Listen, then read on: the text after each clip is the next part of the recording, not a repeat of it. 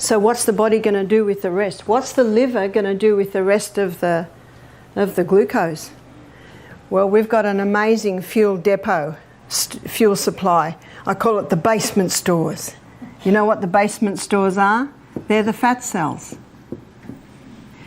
And what's happening to Americans today? Whew. They're getting bigger and bigger and bigger.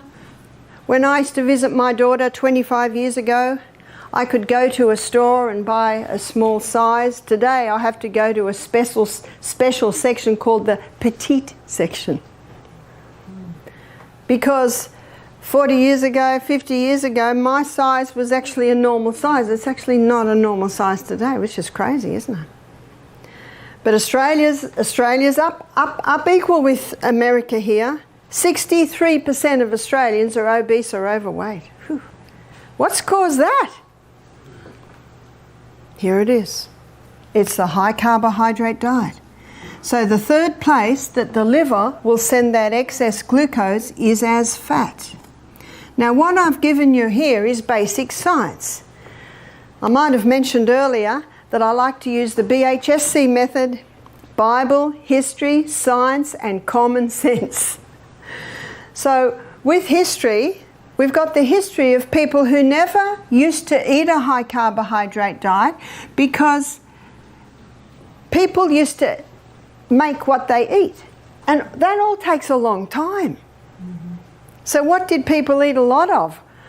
Well, Dr. Natasha Campbell McBride, in her book Gut and Psychology, she actually looks at the histories and she said thick vegetable soups was probably one of the most common foods that people ate.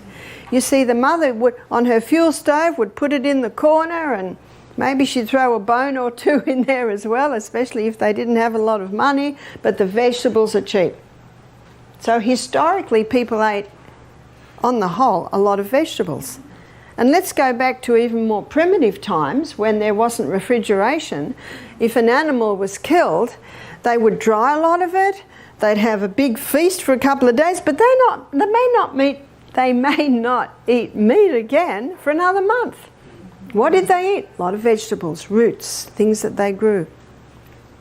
So historically, you can see that. Now we're looking at scientifically. So when people are on this high carbohydrate diet, too much glucose is released. The body can only deal with so much, so it has to be stored in the fat cells. Now, Dr. Robert Atkins knew that science. So he looked at himself getting this, what we call spare tire.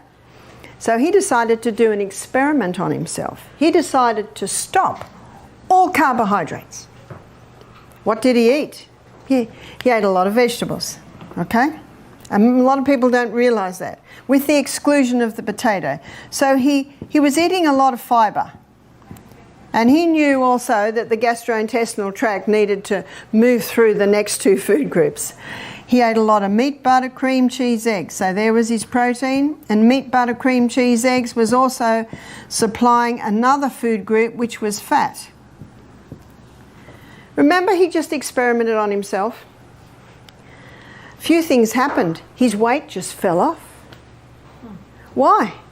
Well, he's not supplying the quick release glucose stores, and so his liver has to start breaking down his fat stores. It's called gluconeogenesis, creating glucose from the fat stores. He was never hungry. Why? Because these are the three food groups that keep the food in the stomach longer. Fibre binds up the glucose and it slowly releases it. Protein, well, protein's broken down specifically in the stomach. And fat, it coats the food a little bit, so it takes a little bit longer to break down. That's good news, because it means we don't have to be eating all day long. We can eat and forget about food for the next 5 or 6 hours. He had heaps of energy. Where's he getting his energy from if he's not giving this quick release glucose foods? Well, as I mentioned, his liver breaks down his fat stores to give him the glucose, and his liver has the ability to break down protein and fat to give glucose. He had lots of energy, weight's falling off him, and he's never hungry. Has he found the perfect diet?